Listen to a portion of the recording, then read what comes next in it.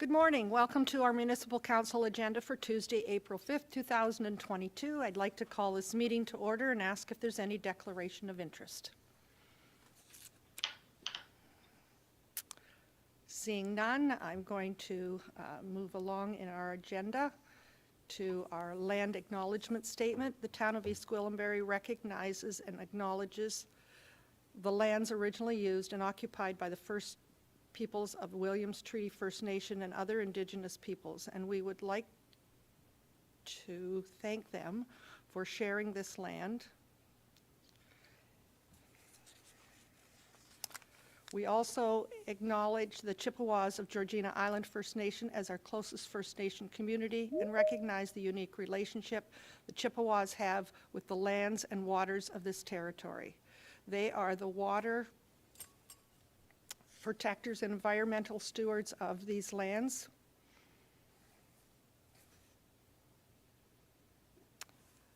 And we join them in these responsibilities.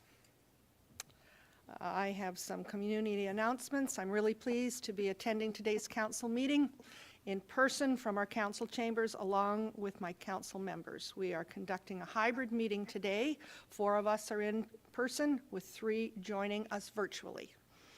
This is the first time we have met in council chambers in more than 2 years, having conducted more than 65 meetings virtually.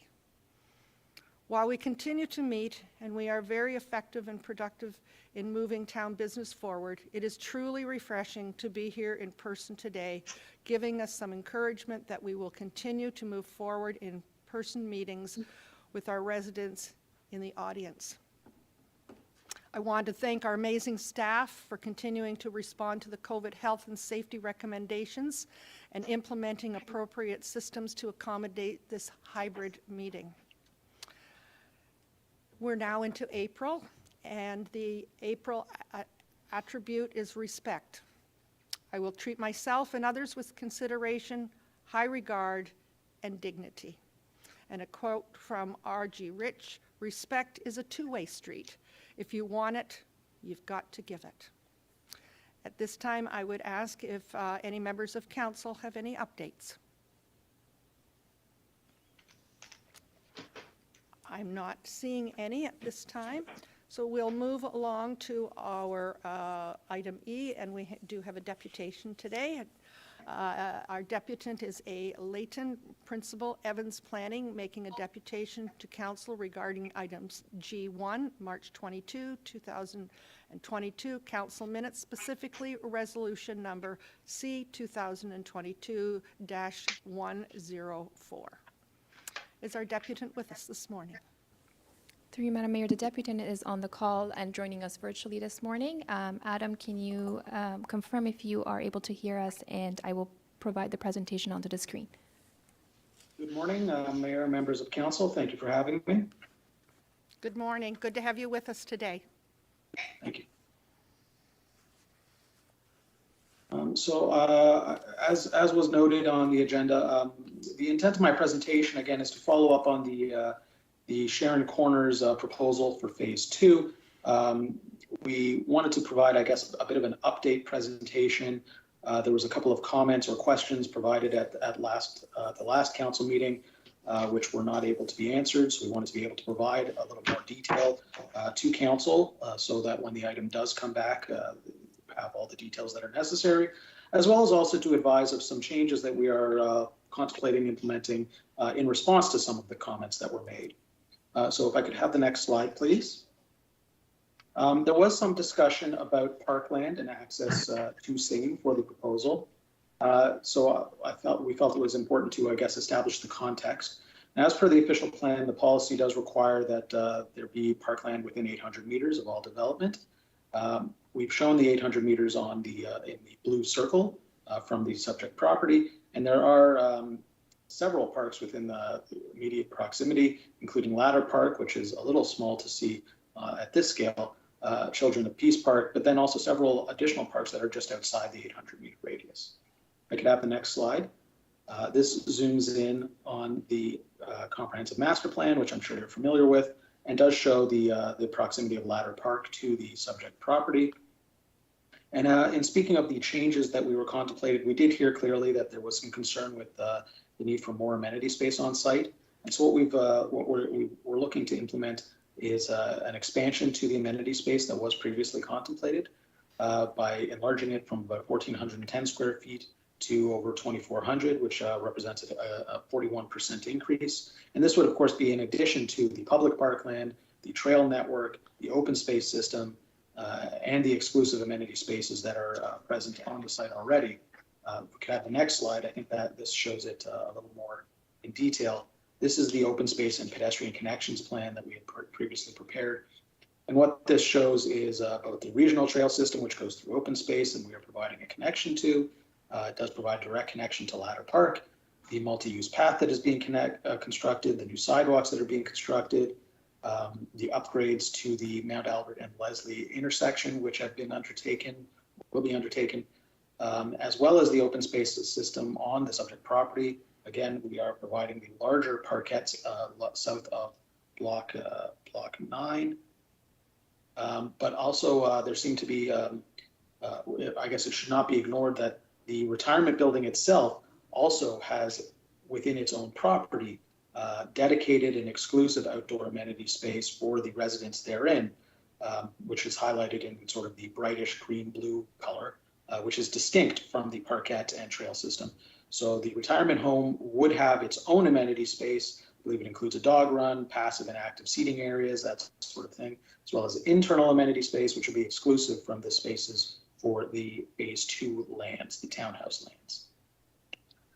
Moving along to the next slide, there was some concern noted with respect to the ability for emergency vehicles to access and make their way through the site. And one thing to note is very early on in the process, in fact, when we were still even working on the retirement home, we heard loud and clear from emergency services that even though the building code standard for a fire road is 6 meters, they would appreciate having a little extra room. And so we included from day one a 7.5 meter wide private road, which far exceeds the minimum standards, which has been shown and continues to be shown as kind of the main thoroughfare between Mount Albert Road and Leslie Street, which will more than accommodate an emergency vehicle going through site. Moving to the next slide, there was some concern with respect to waste collection. The way the phase 2 has been designed would facilitate continuous forward motion of a waste collection vehicle. There's no need, it's all contemplated to be curbside collection for the 2 blocks that are to the south there by next to the west of the retirement home. They do have an enclosed waste storage area, which on waste collection day, the bins would just be brought out to the curb and they would be collected just as with any other townhouse dwelling. There is no need for a vehicle to go down that little stub street. That is just for the residents to access their driveways, and otherwise collection could be accommodated again through continuous forward motion through the property. Moving along to the next slide, we have accommodated snow storage areas. Snow storage is to be snow plowing, my apologies, is to be undertaken by the condominium corporation and stored in these areas. It is fairly standard, and we I believe have already accommodated that in the event that the snow piles become too large, it is very standard that the snow would be removed from the site by the condominium corporation and deposited elsewhere, and that is contemplated to occur on this within this development as well. And then finally, moving into the next slide, there was discussion about parking, which is always a hot button issue. So just to clarify, so there are 19 visitor parking spaces that are being provided solely for the townhouse dwellings. Additionally, the multiple dwellings, the urban towns as we are calling them, each have, the majority of them, I think there's all but 4, which do not have at least space for 2 vehicle parking spaces. So that would be about 86% of the units which have space for 2 vehicles to park.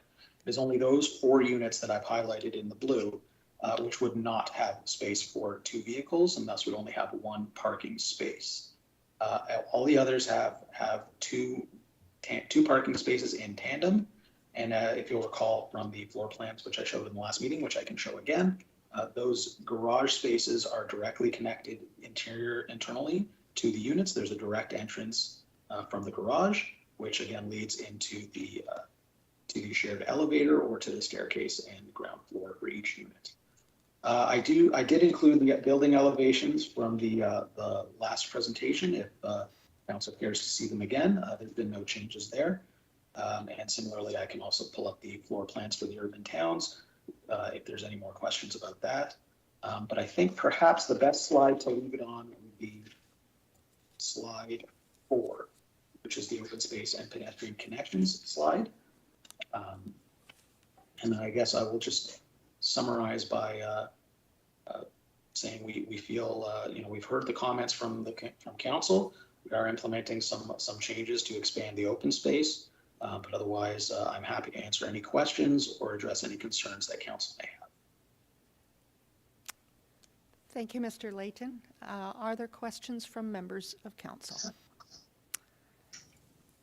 Councillor Persuccini and then Councillor Crothers.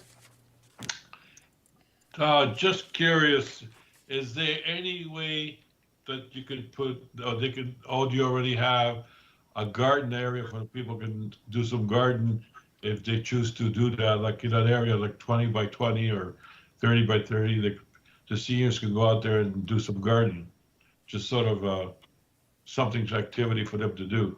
Do you have space for that, or do you already have it on the plan? I might ask for a little clarification with respect to this. When you refer to the seniors, do you mean the seniors in the Rivera building? Yeah. Because again, they do have exclusive outdoor amenity space already on their site. Those are the areas, if we could put up slide 4 again, those are the areas that are outlined in the sort of teal color. And they do have a variety of uses that I believe have already been programmed, which is, including a dog run and passive and active seating areas, I believe. I'm not certain if gardening is one of those, is included in one of these areas, but those are independent of the rest of the condominium. Those are already on the Rivera site, which is its own property, and has already is under construction, as you're aware. I realize we're not talking about this specific area. I was just curious. Thank you. Thank you. Councillor Crothers, go ahead, please. Thank you. I'll reiterate my comments from before. I really appreciate the uniqueness and creativity of the urban towns. I think it gives the aging in place option that we need. But given that, this is a unique plan where the residents of those unique townhouses have elevators because of mobility issues. So who you're targeting with this development are people with mobility issues. So when you put up the slide that shows the 800 meters, we're not talking about people who are going to walk 800 meters to get to a park. I also, and that's why I'd asked for the increase in park space within this plan. I appreciate the expansion of the parkette, but now we've gone from a postage stamp to a postage stamp and a half, and to me it's not nearly enough for what these residents deserve. I would like in the future to get more information about access to the regional trail. I went by there yesterday to take a look, and it's really hard to see what the grade is. But I know that trail is all, it's not paved. So anyone who is in a wheelchair would not be able to access that readily. So that means that within this subdivision, we need to have space where these people can go to get some fresh air. The other issue that I have, I appreciate you trying to address the concerns about garbage collection, but having a communal garbage bin right as you enter into this subdivision, to me, is just not acceptable. We know that although it's intended just for the residents in that block 7A, others will use it, garbage will pile up around it. In the summer, there will be all kinds of flies and whatnot. I don't think that is a solution. And so I go back to my comment right from when we first looked at the Rivera building, that block 7-8 should be green space. So for everyone, not just the people in the building, but the people in the urban towns and the other towns. I think this plan is just a little bit too crowded. I worry about people parking on the street and fire trucks not being able to get by. And I just feel that just overall it's a little too crowded, but I appreciate the concept and I appreciate you coming back to address our concerns. Thank you. Are there comments for Councillor Crothers' questions? If I may I just address a couple of points? Please. Certainly. With respect to the urban towns, while an elevator has been provided, it's not contemplated that these are going to be, or certainly we have no control over who purchases them. They would accommodate those with mobility issues, but there's nothing to stop, for instance, myself from purchasing a unit or a first-time home buyer because they are somewhat smaller and do need a little bit of that more affordable price target. So in that respect, we certainly do appreciate that those with mobility issues might purchase those units, but so might anyone else. So we do note that we have met the official plan targets for proximity to public parkland. The grading for the trail connections has been reviewed by staff, and I believe it's a fairly level connection. And further to that, the parkland as a whole has been satisfied through the Master Parks Agreement for the area. So again, and not to mention the exclusive amenity spaces that each unit would have. Each unit in each urban town does have 2 balconies, and each townhouse would have its exclusive rear yard. With respect to the waste collection area, it's not simply just a pad or a dumpster that's left there for garbage to collect. This is an enclosed structure which is designed, which would I guess have some sort of access control to ensure that people that don't need access to it won't access it, and would be monitored by the condominium corporation to ensure that it is kept clean. It's enclosed. It's designed to not be I guess, for lack of a better word, is designed not to be ugly. And again, it would be the responsibility of the condo corp to ensure that the grounds are kept clean and maintained, and that there is no dumping occurring. Thank you. Thank you. I will move along. Councillor Roy DiClemente, you have a question? Not so much a question, just perhaps more of a comment. I wanted to thank Mr. Layton for reinforcing the point that I made last time, which was that we need a safe way for residents in this area to cross Mount Albert Road to access the parkland amenities to the south of where the location is. But I would, at this point, I still have concerns about the site plan, and at the same time, however, we don't have a staff report to consider at this point, so this is simply a deputation, and so I would just move receipt at this point. Thank you. Thank you very much. Are there any other questions from members of council? Councillor Foster and then Councillor Crone.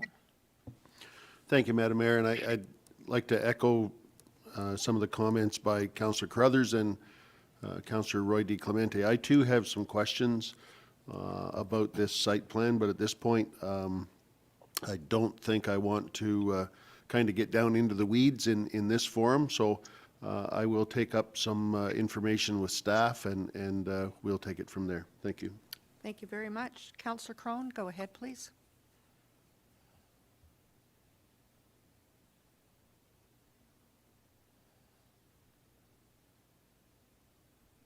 Thank you, Madam Mayor. Sorry, I was trying to get unmuted there.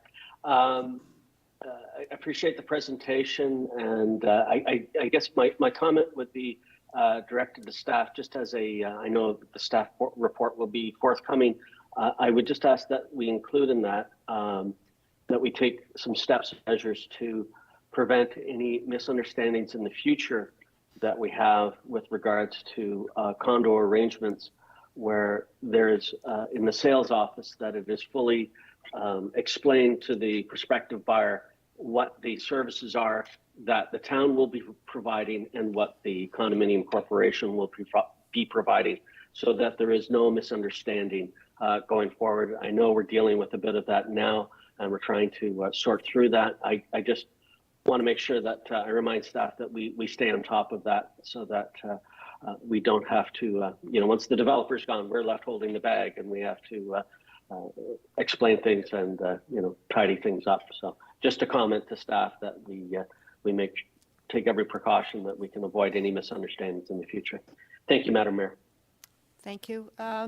Mr. Layton, just so you know the reference for Councillor Crone, it's not in regard to this file at all. It's a different file that all of us have been challenged with some issues that did not go as the purchasers thought they had. So we learn as we move along, and that's one that didn't go as well as we had expected, and so there is much more diligence being taken with the one in front of us today. And not that it says anything in regard to your company or the plan itself, but we learn as we go along, and this is one area that we have had some difficulty in the last year or two. Are there any other questions or comments from members of council? I'm not seeing any at this time. With that, could I have a mover and a seconder for the resolution in front of us? Councillor Persicini and Councillor Roy DiClemente. All those in favor? And that's carried. Thank you very much. We are at item F, and that is presentations. We do not have any presentations at this time. We have minutes to adopt from our council meeting held on March the 22nd. Could I have a mover and a seconder, please? Councillor Morton, Councillor Foster, all those in favor? And that's carried. We have minutes from the special meeting held on March 22nd, 10 a.m. Madam Clerk. Through you, Madam Mayor, I believe that resolution was adopting all of the minutes from March 22nd as well as for special 10 a.m., 5:30 p.m. as well as a council meeting. Thank you. Very efficient. We do it all in one. Correct. Very good. Thank you very much. And with that, I will move along to item H, and that's administration. And is there staff that are going to speak to this item? Thank you, Madam Mayor. Yes, I will speak. We have two items on the agenda today under administration. The first is a good news story. A colleague of mine, Andrew Dunnan, who I've met through volunteering in Northern York Region communities, has made a donation to us. We're one of 4 municipalities in the watershed that he's made a similar donation to. Just for a background, he is also the principal that's behind the development of the St. Anne's College development in Aurora. And he's provided a $50,000 donation from the Dunnan Foundation to us for specifically to be used for improvements to our trail system. So I'll table it back to council for any direction that they have. Thank you very much. Questions, Mr. Webster? Well, I think we could probably change the resolution slightly and make sure that we thank him very much for this donation. It doesn't happen very often to have someone from our community donate $50,000 to upgrade our trail system. So if I could ask that that be changed, altered slightly, that with sincere thanks to him at this time. I'd ask for a mover and a seconder. Councillor Roy DiClemente, Councillor Foster, all those in favor? And that's carried. Mr. Webster, we have a second one, an administration presentation.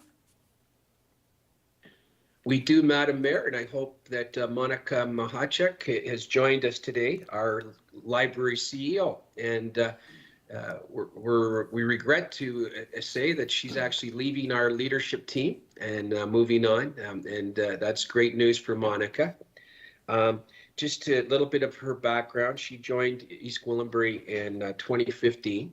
The library board is independent, and and she became CEO of the library for the last 3 years. And one of the things that Monica did in her relatively short time of CEO is she left a real fingerprint on our organization.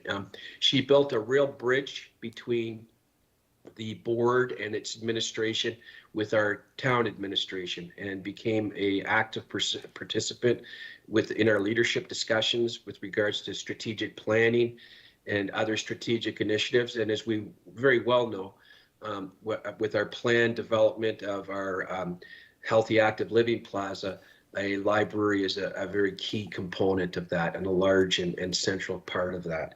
We'll miss Monica. She's moving on to Clarington, where her role will also be as library CEO, but she also includes there a robust museum as well. And so she has an expanded role, moving a little closer to where she calls home, and we wish her all the best. And I just wanted to close, Madam Mayor, in noting that we are fortunate that on an interim basis, at least, we have Angela Ramsey, who has been appointed as interim CEO. And we know Angela well through the COVID time of recovery, as she was at that time was filling in for Monica, and did just a terrific role with respect to a library and our COVID response, and continues to be will be a valuable member of our leadership team. So I'll pass it back to you, Madam Mayor, for any comments yourself. And I believe that Councillor Roy D. Clemente is liaison to the library board as well. Yes, thank you. Councillor Roy de Clemente, comments? Well, I've had an opportunity to speak to Monica personally and express my appreciation for all her efforts on behalf of our community, and my disappointment that we're losing her. But I know that this is onwards and upwards, and it's a wonderful opportunity for her professionally and even personally, so she gets to spend more time with her young son. But she has certainly, as Mr. Webster said, made an impression on our community. I think she leaves our library better than it was when she arrived, and I think we're in really great shape to move forward. And I know she's disappointed to be leaving some of the big projects that she's been working on, but certainly been a real pleasure working with her. Thank you, Madam Mayor. Thank you very much. Other members of council with comments? I'm not seeing any. I too would like to thank Monica very much. You have left a legacy with us, and our libraries are better because you worked with us, and we wish you the very best in your new endeavors. I know you'll do a terrific job, because that's what you do on a daily basis, and be rest assured that we will be missing you, but maybe not making too many phone calls to you're moving on, so we'll try and hold those unless there's some very urgent calls that need to be made. I'm not seeing any other comments, and so with that, be it resolved that council recognize M. Menichuk for the accomplishments and contributions to the East Gwillimbury Public Library as Chief Executive Officer. That's moved by Councillor Roy D. Clemente and seconded by Councillor Morton. All those in favor? And that's carried. Thank you very much. All the best, Monica. We'll move along to finance at this time. Sorry, Mr. Webster, unless there's something else that's not on the agenda that you wanted to cover at this time? Nothing else to add at this point, Madam Mayor. Thank you. Any from members of council, any questions of the administration at this time? I'm not seeing any. We'll move along to finance. And we have one report on finance. Thank you, Madam Mayor and members of council. The one report today that we have is a report that we're required to produce in accordance with the Municipal Act, and it outlines council remuneration, benefits, and discretionary expenditures that were incurred in the previous year. So the one thing you'll notice is, which is consistent with previous years, is on the benefit side, there's a range of figures in terms of compensation for benefits. And there's three reasons for that. One involves OMERS. So members of council that are required to contribute towards OMERS through a deduction in their pay, the town is required to match that contribution as well, and that shows up in the benefits column. Those councillors that do not have to contribute towards OMERS, the town doesn't have to as well. So that's one of the differences. Similar to Canada Pension Plan, it's the same situation where if a member has to contribute towards Canada Pension, the town must match that contribution. And if they don't have to contribute, the town does not have to match. And the final area is in terms of extended health benefits.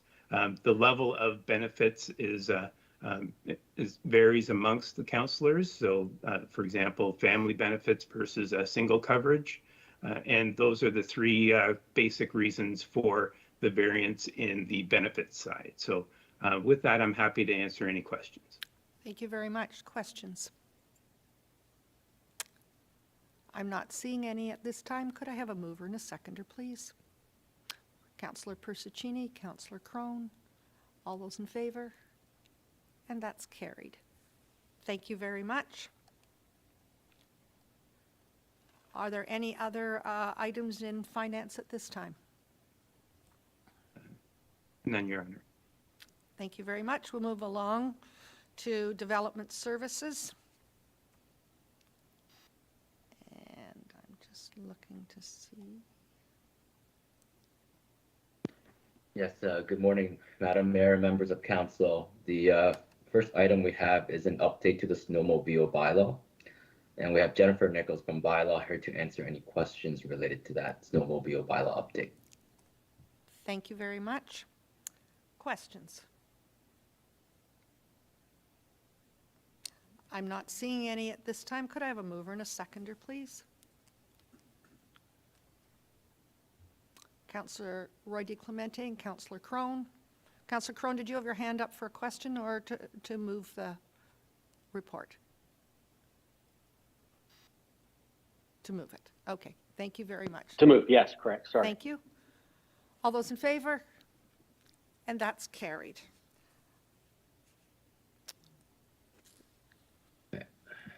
The second item we have here is the purpose of this report is to seek council's endorsement to move forward with the terms of reference for the Sharon Heritage Conservation District study. Staff is in the position to use the attached terms of reference to evaluate the consultant's proposal and provide a scope of work. This terms of reference was discussed at the Heritage Advisory Committee. The direction from the committee was to proceed and to obtain council's endorsement. The chair of the Heritage Committee will be involved in the RFP process and evaluation.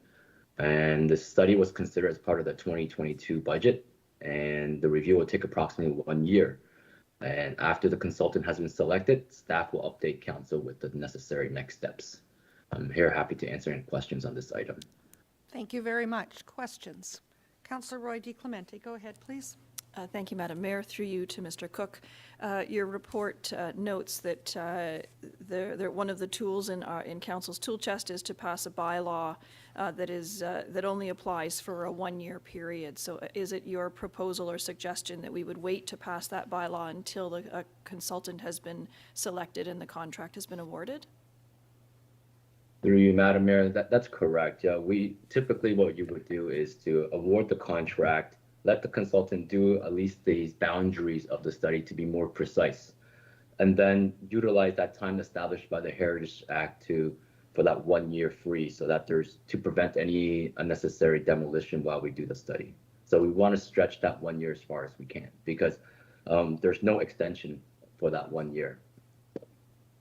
Okay, so I wonder whether it might make sense for our resolution to note that once the contract has been awarded, that you would report back to us with next steps, which would, I presume, include timing for that bylaw to protect the space as much as possible.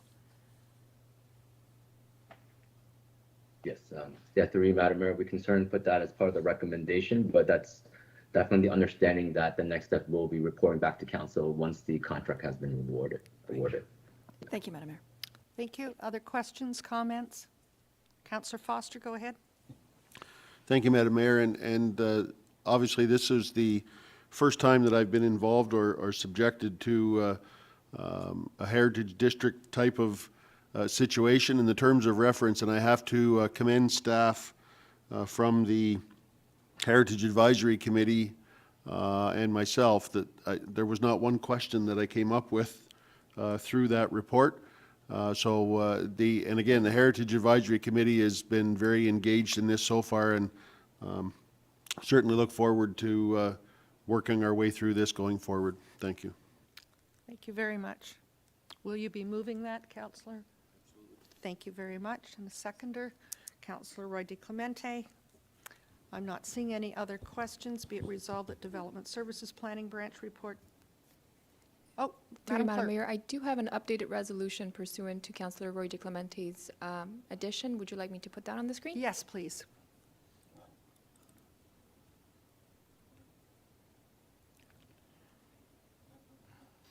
Be it resolved that Development Services Planning Branch Report P 2022-08 dated April 5th, 2022, entitled Terms of Reference for the Sharon Heritage Conservation District Study be received, and that Council endorse the terms of reference outlined in Appendix 1 of Development Services Planning Branch Report P 2022-08, subject to any further input, and authorize staff to solicit proposals from consultants to complete the project, and that Council request staff to report back outlining the next steps once a contract has been awarded.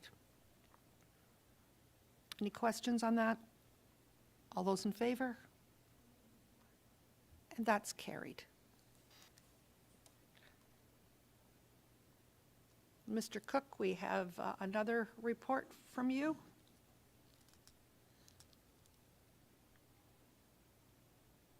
I believe you're muted. Thank you. Thank you, Madam Mayor. The next item is to inform council that the Heritage Advisory Committee recommended approval to a demolition of structures on listed property on 2075-3 McCowan Road with conditions. The region took ownership of this property in late December of 2021. The structure poses some safety risk to the general public, and the region's intent to restore the property to a naturalized state to include it into the York Region Forest System. The conditional approvals includes keeping the property on the Heritage Registry, a plaque to be put on the Heritage for education. We want to also salvage and repurpose any parts of the building materials and submit that salvage program to the Heritage Committee for approval. I'm happy to answer any questions on this matter as well. Thank you very much. Any questions? Councillor Roy DeClemente, go ahead. Thank you, Madam Mayor. My question doesn't necessarily relate to the heritage structures per se, but about the region's plans for this property as a whole.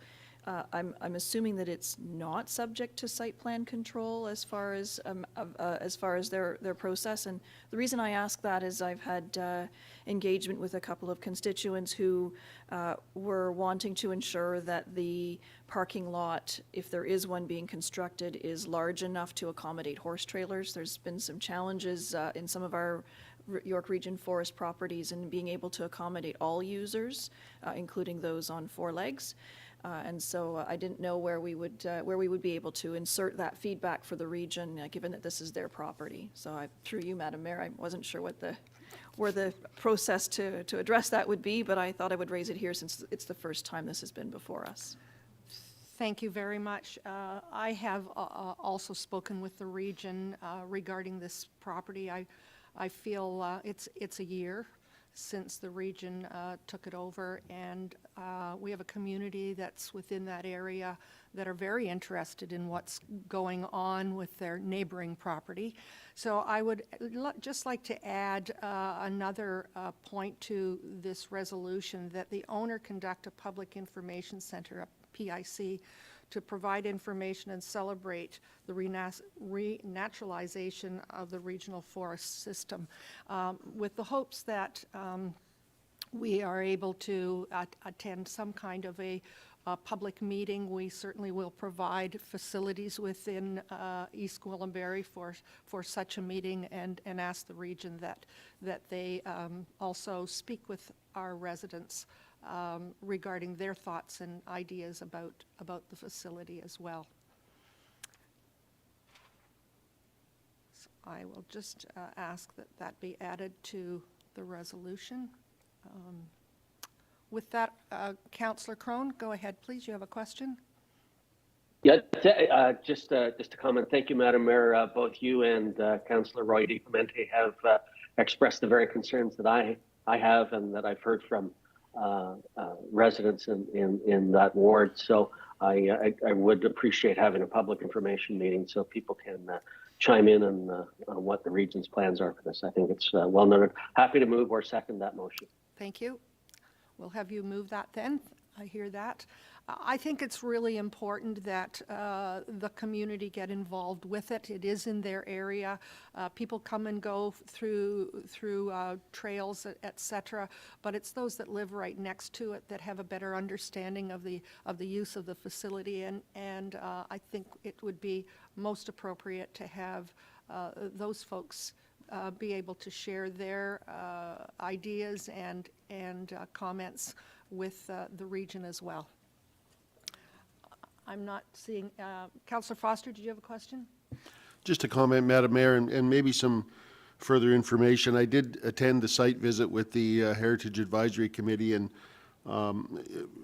further to the comment about using some of the stone or beams or building materials that may be salvaged, we thought as a group that with so much of the stone foundation for the two barns actually that were there, that it would be a great touch to incorporate those stones. A modern day stonemason would absolutely love to get a load out of there. So our hope was to throw it back in the region's lap, if you will, and let them come up with a plan for maybe some gateways or seating areas or something that the stone and the beams could be used for. So again, just a little bit further information. Thank you. Thank you very much. Councillor Roy DiClemente, go ahead, please. Thank you. I've put a proposed addition to the resolution into the chat for the clerk's consideration, and I absolutely support Councillor Foster's ideas. Maybe there's a picnic shelter that can be made, or there's enough materials there that what came before can be part of what comes next. Thank you. Thank you. I believe we had a mover. I think that was Councillor Crone. And do I have a seconder? Councillor Carruthers? Any other questions at this time? All those in favor? And that's carried. Thank you very much. Are there any other items at this time for development services? Not at this time, Madam Mayor. Thank you. Thank you, Mr. Cook. We'll move to item K, and that's Community Parks, Recreation and Culture. Thank you. Through you, Madam Mayor. We have 3 prepared items for Council today. The first is a memorandum to update Council on the town efforts and staff's efforts to reduce LDD moss, formerly known as gypsy moss, and now informally known as spongy moss. So be happy to answer any questions related to the memorandum prepared for Council. Thank you very much. Questions for Mr. Karmazin? Councillor Carruthers, go ahead, please. Thank you. Thank you for updating the town's website and for this report. I'm already getting questions from residents on this. Right now, what I'm getting asked is when will the burlap be available to residents? Do we have a timing on that? Mr. Karmazin? Through you, Madam Mayor, we can provide the burlap in mid-April prior to out of the caterpillar phase of gestation. And we will also be providing the burlap at our farmers market But we would endeavor to provide the burlap through the libraries earlier than the opening of the farmers market. So we can certainly commit to mid-April, a mid-April date for burlap distribution. Excellent. So we're already on the 5th. So within the next 10 days, I guess we're talking about. I'm wondering too, I'm getting a lot of residents asking about the burlap and talking about how many trees they have. And I don't think the intention is for the town to give every resident enough burlap to cover every tree. If that is the intention, that's wonderful. But if it's like last year where everyone got a few pieces, I'm wondering if we can update the town website to let people know where they can buy burlap. I got mine at Canadian Tire last year, and I'm just wondering if we can help residents support their own tree, because I know this isn't all on the town. This is about residents' trees as well.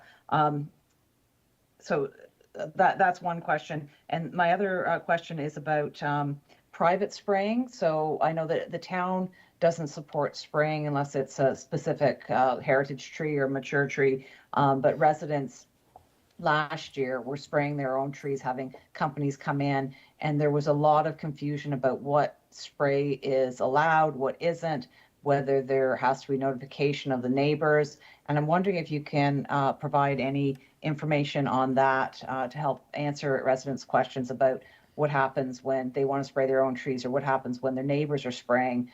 Is there a duty to notify the neighbors? And whose jurisdiction does that fall under? That's a big one. Mm-hmm. Mr. Karmazin? Through you, Madam Mayor, concerning private spraying, we can certainly make residents aware of what the requirements are for private spraying, and in particular to contract a licensed operator in order to properly spray and provide all the proper procedures for spraying. So we can certainly make residents aware of that. In addition, we can, inform residents that typically burlap can be procured through any of our local hardware stores.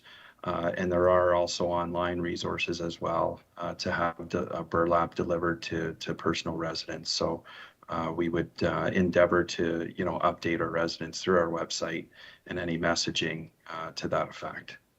Perfect. I think that getting that information out to them is so helpful. When the information wasn't there at the very beginning, when we were grappling with this, things seemed to be spinning out of control. But the website has been so helpful already to answer residents' concerns. So if we can add those few pieces to it, that would be so helpful. Thank you so much. Thank you. Other questions? Councillor Roy DeClemente, go ahead, please. Thank you, Madam Mayor. Through you to Mr. Karmazin. It's my understanding, and perhaps I'm incorrect in this, but hopefully you can set me straight. The burlap that we are providing to residents from my understanding, was for residents to be able to protect street trees, trees along the boulevard that are part of the street landscape, but that we are not in a position to be providing burlap for every single private tree held on private property in the municipality. Obviously, there has to be some responsibility to the landowner to address that on their own property. So I guess from that perspective, I think we want to be mindful of how much burlap we're handing out and what the intent is there, and clear from that perspective. So if you could express that or answer that for me first, Mr. Karmazin, please.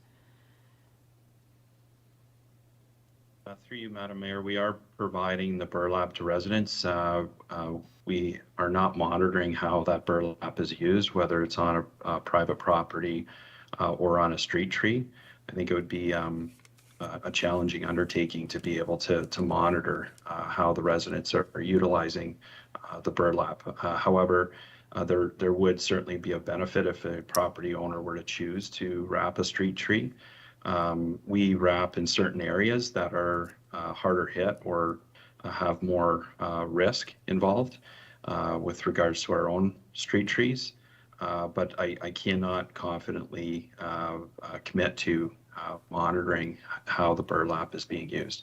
We do monitor the quantities of burlap that we distribute, And we are in a good position to be able to provide the service, through our libraries and through our farmers market.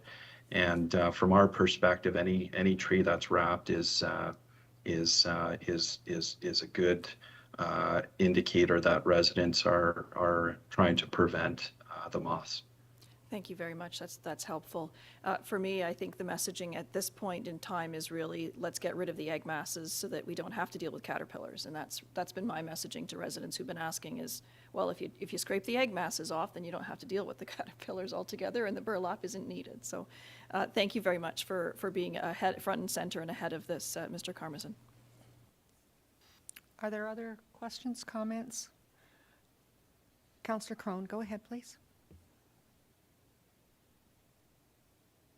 Thank you, Madam Mayor, and through you to staff. I very much appreciate the presentation. I think it's excellent that we're taking a proactive approach, and that we're providing the burlap and the instruction and education. I think that's going to be critical. That it's not as big a problem as it was last year.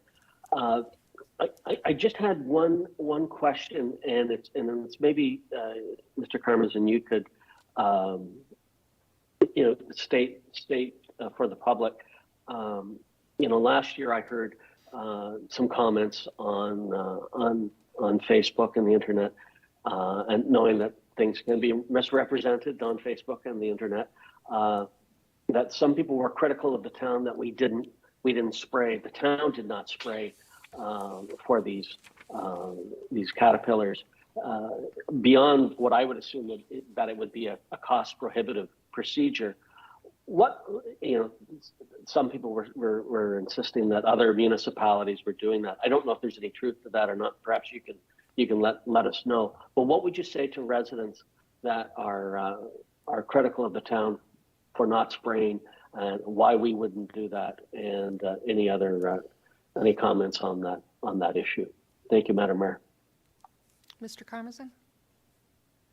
Through you, Madam Mayor, the town is a part of the York Region Forestry Group. So that's all 10 municipalities, lower tier and the upper tier, that are a part of the York Region Forestry Group. And that group compares best practices that are often consistent with the municipalities across Ontario. And at this point, no municipalities are conducting mass spraying in York Region, and that includes all of their tree inventory. The best practice has been to try to remove the egg sacs, or egg sac removal, or egg mass removal as the best practice for a preventative measure that will significantly reduce the moss. In addition, spraying is very costly, depending on the number of acres that you are spraying. We have just short of 300 acres of parkland open space, and that's not even our street tree inventory, which is over 10,000 street trees. So it is a very costly endeavor. And there are also environmental impacts because spraying will affect other species, insects and other species. Thank you very much, Mr. Karmazin. I think we always learn from our past, and what I learned from last year was that we needed to communicate more with our community. While we thought we had set up a pretty good program, we didn't get everyone. And so I'm wondering, Mr. Karmazin, if there's an opportunity that you can work with our communications department and make sure that we get it out there, the possibility of all members of council being able to share with their Facebook friends, as well as communication that we have with our neighbors, et cetera, I think is going to be paramount. People care about our trees, and that's really important. They care about our community, and they're looking to us to assist them in making sure that their trees make it through this unfortunate unfortunate bug that we have right now is absorbing many people already, wondering what they can do. So I'm hoping that there's an opportunity. I know that communications does a terrific job in getting the word out there, and perhaps working with you as well, that we can start almost immediately, because I know, looking at Facebook and some other communications, it's already started for us there.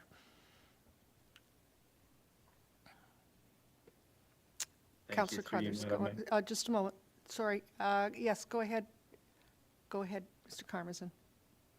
Through you, Madam Mayor, understood and noted for action with our communications staff. Thank you very much. Councillor Crothers, you had a question? Thank you. I just want to let people know, in Holland Landing here, we have very, very tall trees. So when we're talking about scraping the egg masses, first of all, very time consuming. I spent most of my weekend scraping my trees.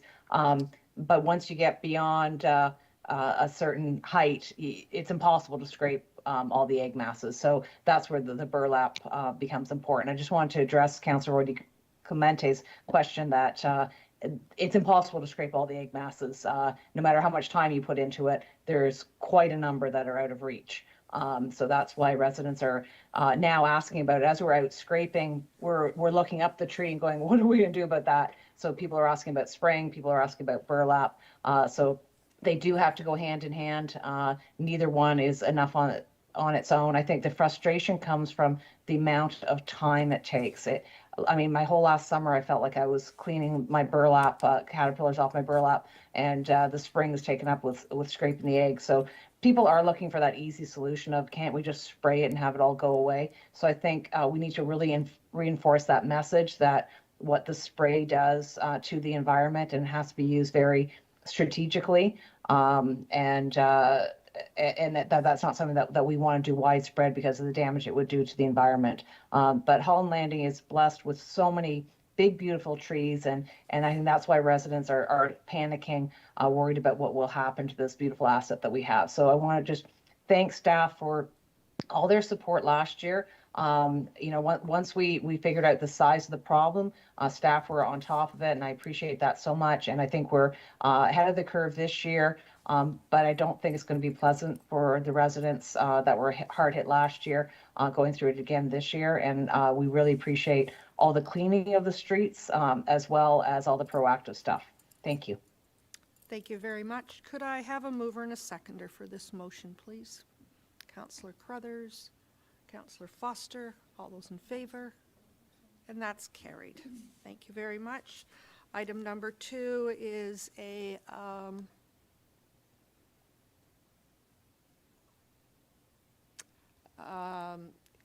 Joint Community Parks, Recreation, Culture, and Corporate Communications. Go ahead, please. Thank you. Through you, Madam Mayor. This memo provides an update on the customer service enhancements at the Civic Center that are anticipated for completion over the summer months, over some of the quieter months over the summer months in 2022. Myself and communication staff would be happy to answer any questions that that council may have. Thank you very much. Questions for staff? I'm not seeing any at this time. Could I have a mover and a seconder, please? Councillor Persicini, Councillor Roy DeClemente, all those in favor? And that's carried. Item number 3 is regarding Tapestry of Taste. Go ahead, please, Mr. Karmazin. Thank you, Madam Mayor. This report provides an update and planning efforts for Tapestry of Taste 2022. The first year of this festival was in 2019. Unfortunately, due to COVID, there was a pause on the festival, and town staff are now in the process of planning the festival again for 2022. The festival celebrates and brings together East Gwillimbury communities through good food, beverage, and arts, culture, and diversity.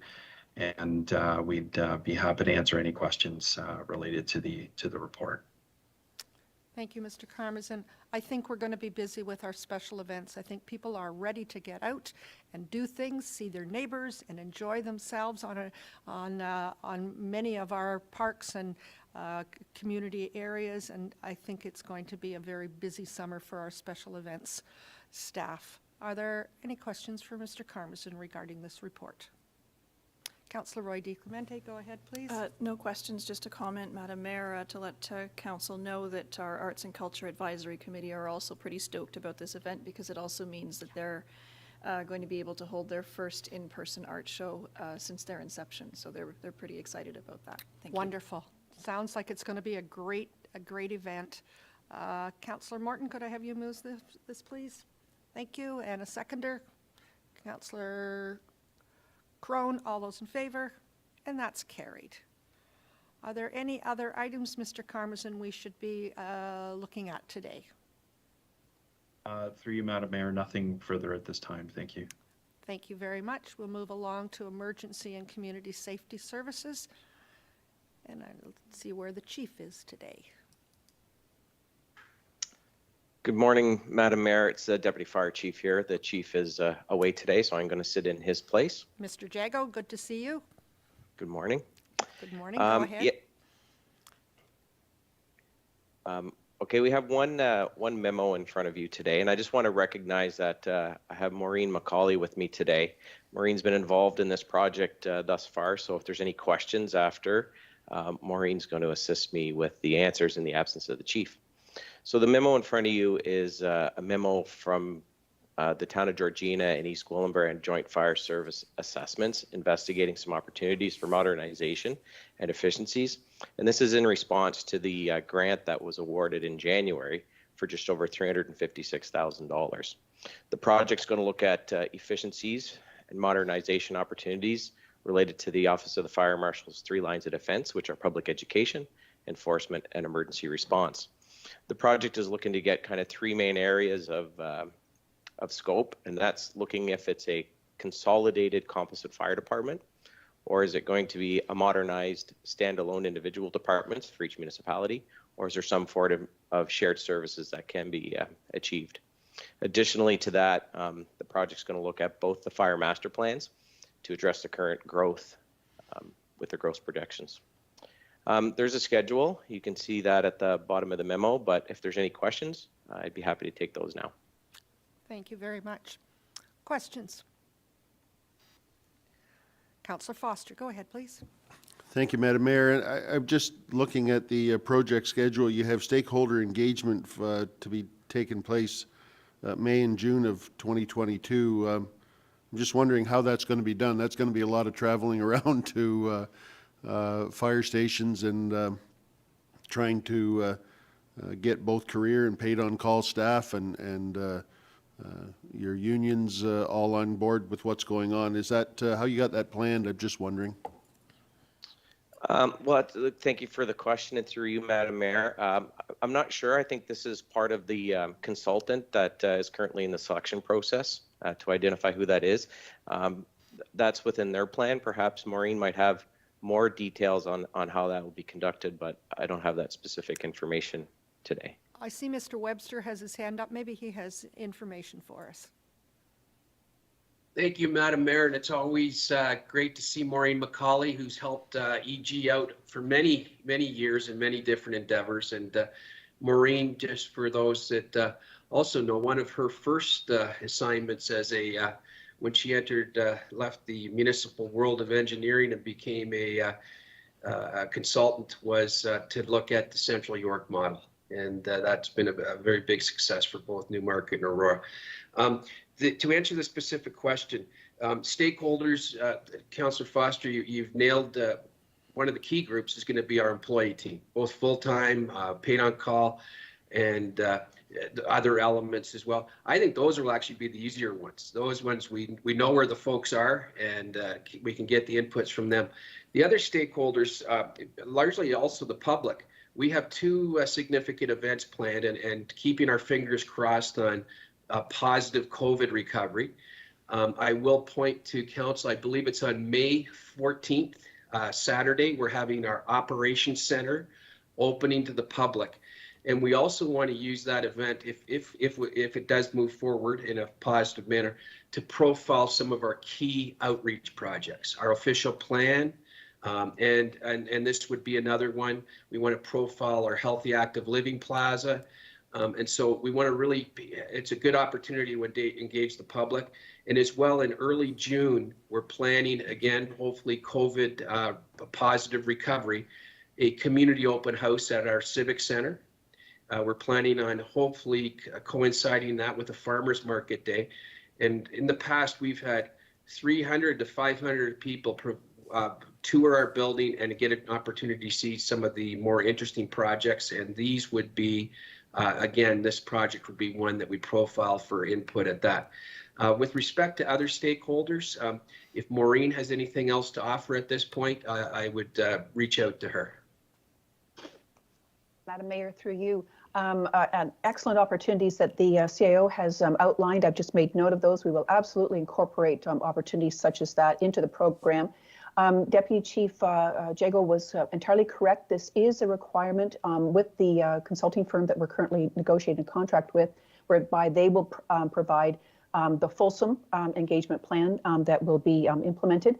The only other thing I'll add is that I believe that there will be different ways that we will be reaching out to the list of stakeholders, online forums such as Zoom meetings, in person, focus groups, yet to all be determined. But we do hope that members of council will be involved in the way of invitations for interviews, individual interviews. Thank you very much. Questions?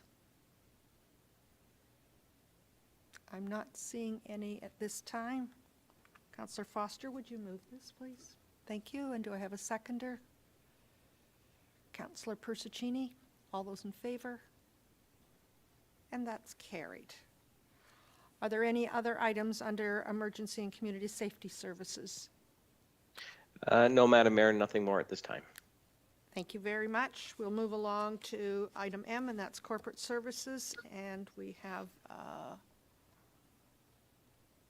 one item on that.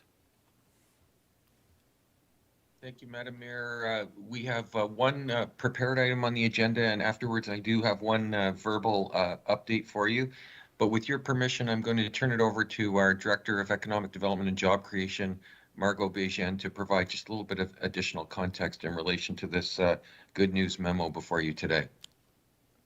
Thank you.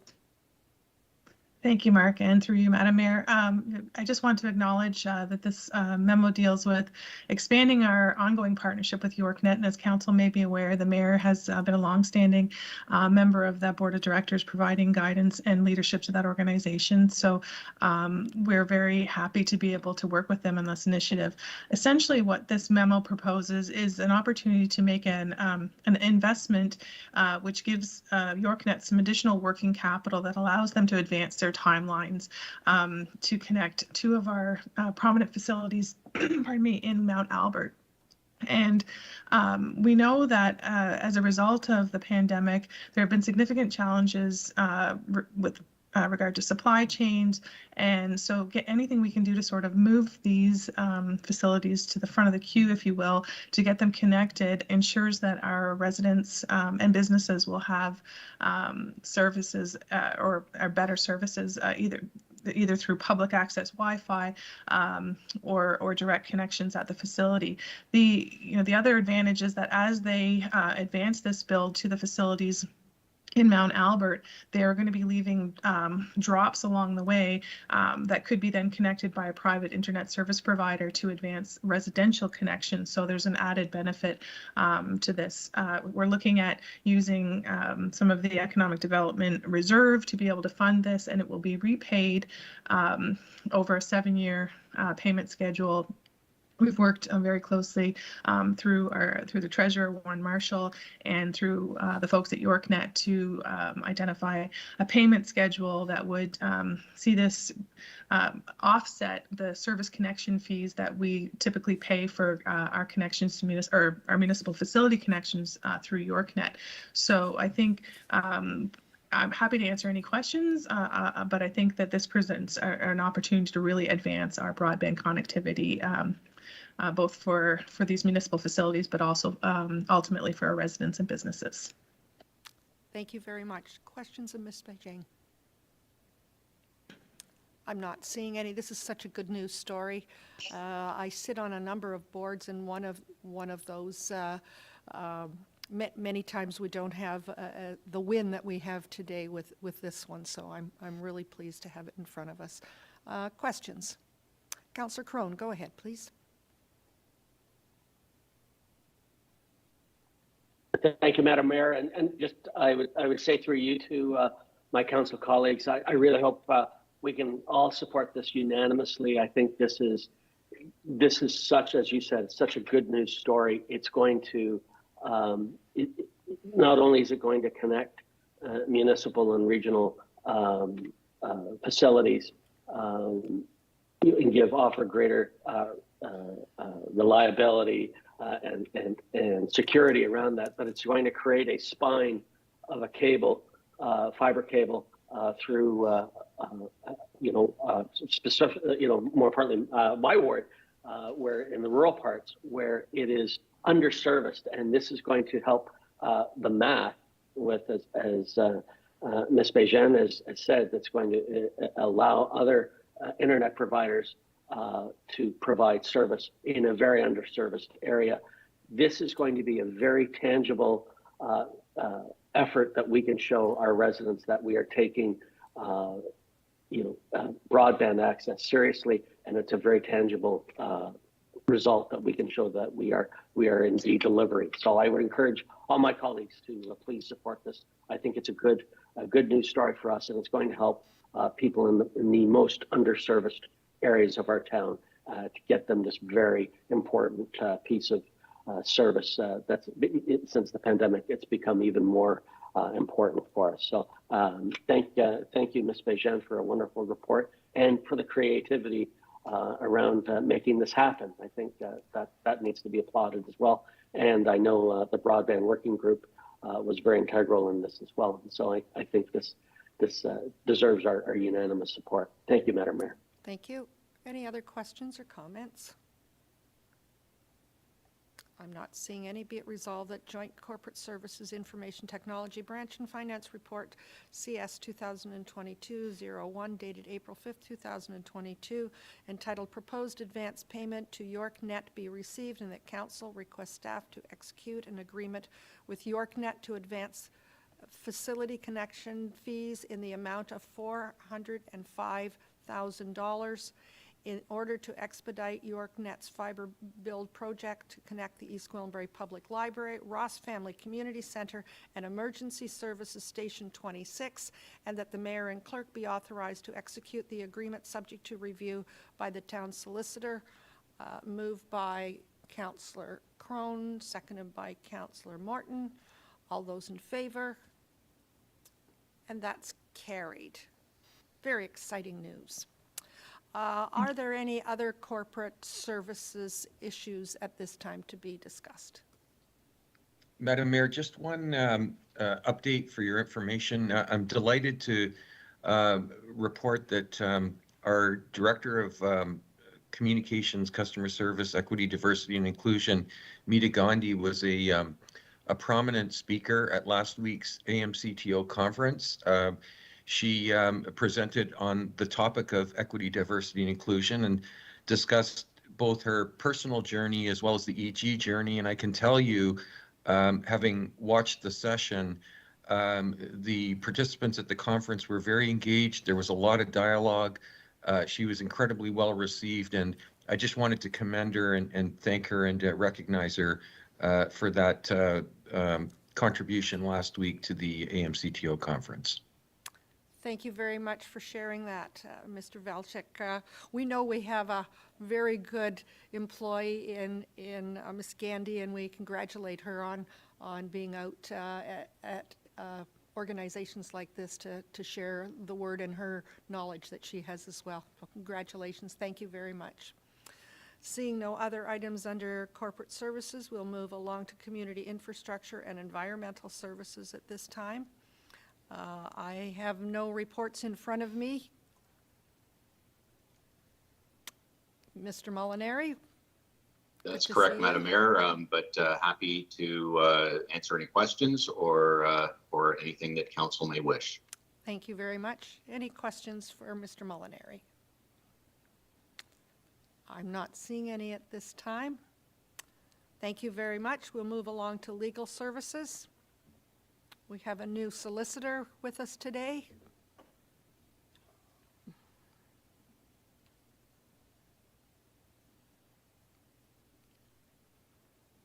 There he is. Thank you, Madam Mayor. We have nothing to report. We're looking forward to having a report at some point, but not today. Thank you, Mr. Sinclair. Any questions for Mr. Sinclair at this time? Great to see you here. Madam Mayor, thank you. Thank you so much. We're down to correspondence for consideration, and the first one that we have is correspondence from L. Whittiett, Treasurer, Tourism Committee Chair, East Gwillimbury Chamber of Commerce, dated March 15th, 2022, regarding the Judah Doan Way Road closure request for the purpose of holding a street festival on Sunday, August the 22nd, from 8:30 to 5 p.m., and this is in relationship to Item T1. Are there questions at this time? Councillor Roy DiClemente, go ahead, please. Thank you, Madam Mayor. I'm not sure, I think I need a little bit more information on this one, and the reason I say that is the date that's proposed for this is Sunday the 7th, and we've just declared an event of municipal significance for the following Friday, so less than a week later. It will be held in the same general vicinity, and we've also suggested, and this is also the same request, is that we're going to be waiving our parking bylaw for residents in the area. So I, as the person who would likely get the phone calls from the Anglia residents, I'd like to have a little bit more information on how this event may or may not conflict with the plans that we have for Tapestry of Taste. So I'm not sure where we want to go with this. I think there's time for us to be able to address those questions, but I'm not in a position at this point to support the resolution as presented. Thank you. I tend to agree with you as well. We have lots of time. I think it's exciting that we're doing more community events this summer. I think as I said earlier, I think it'll be very busy, and the community are ready for this. I'm wondering if we can send this back and ask for more information at this time. Mr. Webster, might you suggest who we could send this back to work along with our community as well? I certainly could, Madam Mayor. Last year's event, if you recall, took off as a kind of an unplanned manner, and turned into one of the most robust car shows in the history of EG car shows. And I think there was a lot of pent-up demand. I think that Aaron Karmazin's group, General Manager Karmazin, the CPRC, has been working with this group, but I think there is still a lot of detail about how they're going to use the lands. They're looking at expanding it to Judah Doan Way.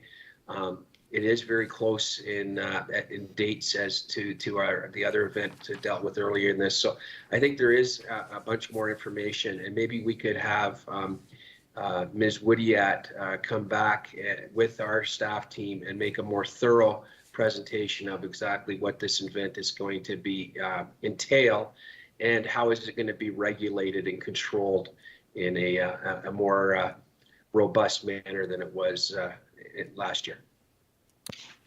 Thank you, Mr. Webster.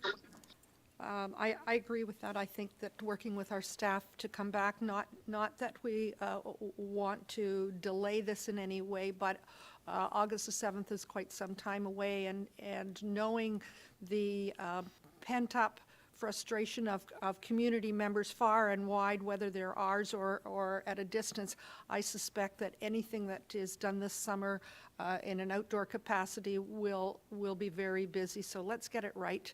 And I wonder if I could have a motion to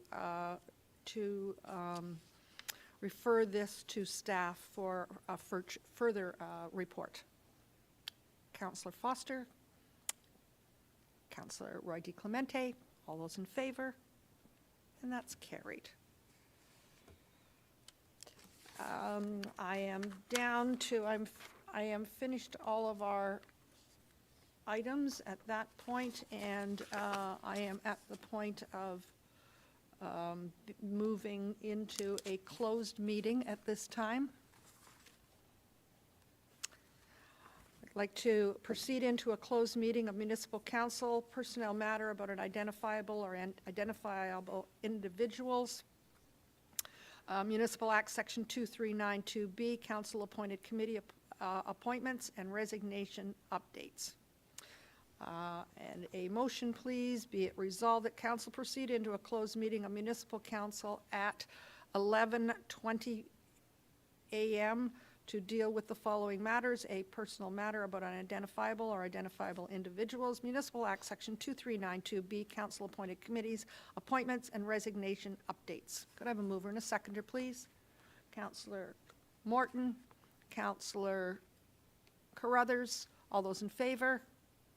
And that's carried. We'll just take a few moments here. Just bear with us for a moment, Madam Mayor. Thank you.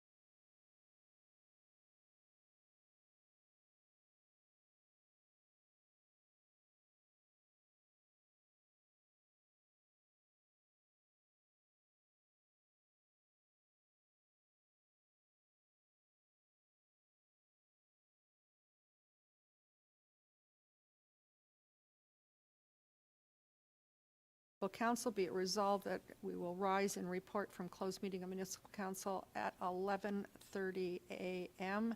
and that Council endorse all directions provided to staff at the closed meeting of Municipal Council held on April 5th, 2022. Could I have a mover and a seconder, please? Councillor Persicini, Councillor Crone, all those in favor, and that is carried. We have no reports at this time. We have no resolutions. We do have a bylaw.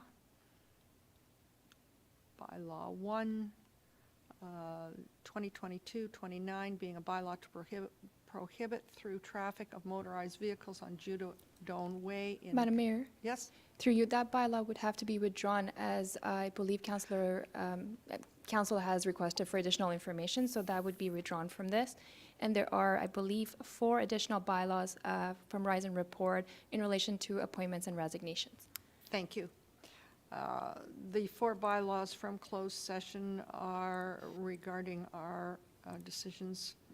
I will put those on the screen before you for Council to be able to view the numbers. Just bear with me for one moment.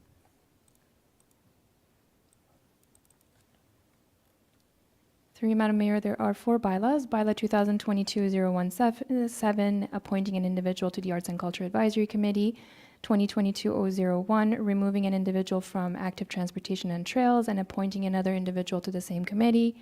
Bylaw 2022-032, removing 2 individuals from the Broadband Working Group. And Bylaw 2022-0033, removing an individual from the Appeals Committee. All in all, you would have 4 bylaws for Council's adoption. Thank you. Could I have a mover and a seconder, please? Councillor Roy DiClemente, Councillor Crone. All those in favor? And that's carried. Item U is other business, and Mr. CAO, I believe you have an update regarding the May workshop meeting. I do, Madam Mayor, and just as a comment, it appears that our first hybrid council session has gone on well, quite well from a technology perspective. My personal observation, and I think it could be supported by others, is that those that are actually in the chamber, it's very difficult to see folks, that we've gotten used to the personal profile of Zoom and Teams over the year. So moving forward on that, just as a note, we're going to continue to monitor what other municipalities are doing. And of note, Markham is going to introduce individual Zoom in their council chamber. So it'll be interesting to see how that, I think that's in May. So we'll continue to try to get better. We want to prioritize. COVID still is a concern, clearly, and we want to continually to monitor it. We want to prioritize getting our elected officials back and running in the chamber as much as possible, leaving the personal discretion absolutely for attendance. And as well, we'll continue to, as I said, try to get better at moving forward as in this hybrid format. Of note, coming up now, next week, May 12th, staff have been working on our usual annual growth management update. This one I'm going to take the word usual from, because usually it's 100 slides, it's every department, and it's a little overwhelming. This year we're trying to be much more tactical. I think we're going to try to cut the slides about half and really try to address the key issues that are impacting us where we are right now, as just being recently named as Canada's fastest growing municipality, where we are and the challenges of where we're going and what lies ahead. So that's next Tuesday at 6. Moving into May, we are trying to do proper agenda management. We currently have a May workshop booked for, I believe it's May 10th at 10 a.m. We're proposing that we have no active items for that. We would prefer if council would endorse that we turn it into an actual council meeting and move it to the evening session at 6 p.m. And it would allow for the official plan to be brought forward for further discussion in a public forum. It's not for adoption. It's to bring sort of a more refined final draft. And it would also allow to have that document before council before we have some of those prominent public engagement sessions that we've talked about at the Operations Center opening and maybe this community open house as opportunities for further input from stakeholders. So we're looking for council to endorse today moving the May 10th workshop into a council meeting to deal specifically with the official plan. And I think it's a statutory meeting as well under the Planning Act. And it would allow for the evening at 6 p.m. to be dedicated to the official plan. So, Madam Mayor, I'll table it back to you and council. Thank you very much. Questions, comments? Councillor Crothers, go ahead. Thank you. We have a Diversity and Inclusivity Advisory Committee meeting that night. It's long-standing. It's very difficult to move meetings with so many volunteers. So that evening is already committed. How many people are committed to that meeting that need to be on this meeting? Myself and Mita. Okay. Council members, what's your pleasure? Madam Mayor, if that's a significant issue and problem, we could move the council meeting that week to the Wednesday slot. I don't know if it would interfere with other meetings. It's up to council's direction. Thank you. I think we don't have a lot of time to make changes on commitments that we have for that time, and I know that our calendars are always blocked for the day that we normally have our council meeting, so I would hesitate to move it to another date. With 7 busy people on council, I suspect that there may be some issues on trying to find that other date other than our council meeting times. Can we keep it at the time it's already scheduled for, 10 o'clock? It's moving it to the evening that's causing the problem. That's certainly open for discussion. Councillor Roy DeClemente, go ahead. Thank you, Madam Mayor. I think it's important, if this is a statutory public meeting on our official plan, that of any meeting that should be held in the evening, that is one. I think the challenge here is, as you said, Madam Mayor, I've got a Sharon Temple Board meeting the Monday before, and I've got Arts and Culture on the Wednesday. For me, I think if it were me in this position, I would be looking at the situation and saying, well, I'm not a voting member, I'm a liaison, and the committee can meet without me because they make motions and take their minutes and do other things. So we can't always be at all our meetings, and if there's things that require our follow-up afterwards, then that's certainly what I offer to my committees when I have a scheduling conflict. Thank you. That certainly makes sense, and quite often in our committee meetings, we have staff members that are along there with us. So perhaps that's the opportunity or the option that we have. Councillor Morton would. Sorry. Oops. Go ahead. Madam Mayor, May the 10th, which day is that? It's a Tuesday? It's Tuesday. Okay. Thank you. Why did that not come on? Could members of council indicate to me that what their availability is on that Tuesday?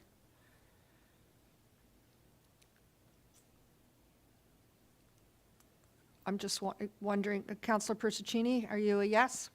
Yes, I'm okay for the, to switch it back to nighttime. Thank you.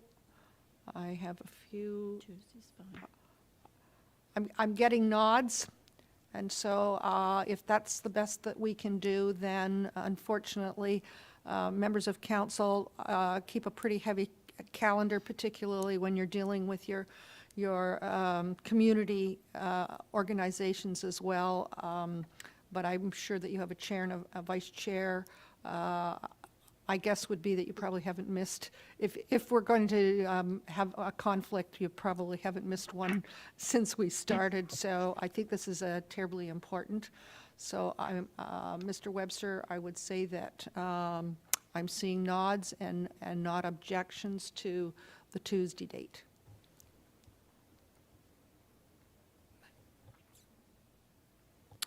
Madam Clerk? Through you, Madam Mayor, I have prepared an official resolution for council to adopt, as this was adopted as part of your council meeting schedule. So just bear with me for a moment.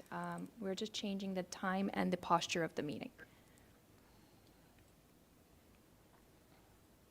Will we get a calendar invite?